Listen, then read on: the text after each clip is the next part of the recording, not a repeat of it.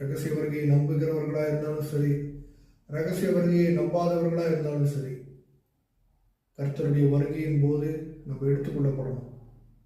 கைவிடப்பட்டு போயிட்டோம்னா ரொம்ப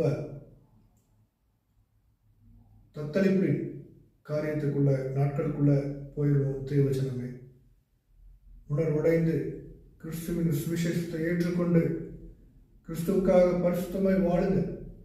அல்லேலூயா. அடுத்த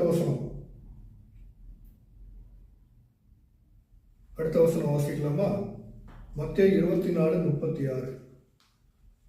மத்தேயு 24:36.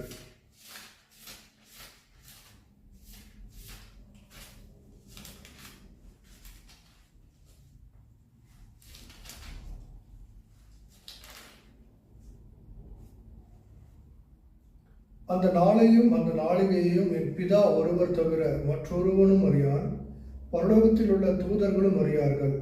நோவாவின் காலத்தில் எப்படி நடந்ததோ அப்படியே மனுஷகுமாரன் வரும் காலத்திலும் நடக்கும்.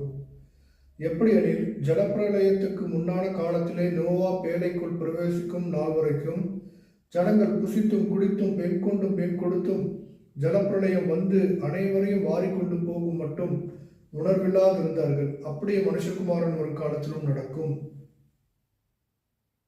எவ்வளவுதான் காட்டு கத்தினாலும், தொண்டையில தொண்டை தண்ணி வத்தி போற அளவுக்கு கத்தினாலும் ஜனங்கள் உணர்வுடைய மாட்டாங்க.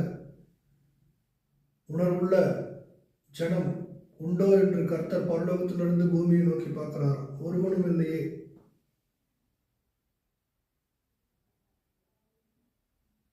அந்த உணர்வுள்ள இருதயம் நமக்கு வேண்டும். தேவச்சனமே, நோவா காலத்துல 100 வருஷத்துக்கு கிட்டத்தட்ட 100 வருஷம் நோவா சுவிசேஷம் அறிவிக்கிறார். ஜனங்க விபச்சாரம், வேசித்தனம், குடி, வெறி, கல்யாணம் பண்ணிக்கிட்டு பிள்ளைக்குட்டியை பெற்றுக்கிட்டு சுகபோகமா வாழ்றதுலதான் குறியா இருந்தாங்க. ஆனா சுவிசேஷத்தை ஏற்றுக்கொள்ளுங்க. இன்னைக்கும் அப்படிதான் இருக்கிறாங்க. அப்படிதான் நடக்கும் வேதம் சொல்லிடுச்சு. அப்புறம் ஏன் நீங்க இப்படி பேசிட்டு இருக்கீங்க, இவ்வளோ ஏன் பேசுறீங்க அப்படின்னு கேட்டீங்கன்னா, கடமை, சுவிசேஷனுடைய கடமை சுவிசேஷம் அறிவிப்பது. கேட்டுக்கொண்டு உணர்வடைந்து மனம் திரும்புகிற ஜனம் ரட்சிக்கப்பட்டு பாதுகாக்கப்படும்.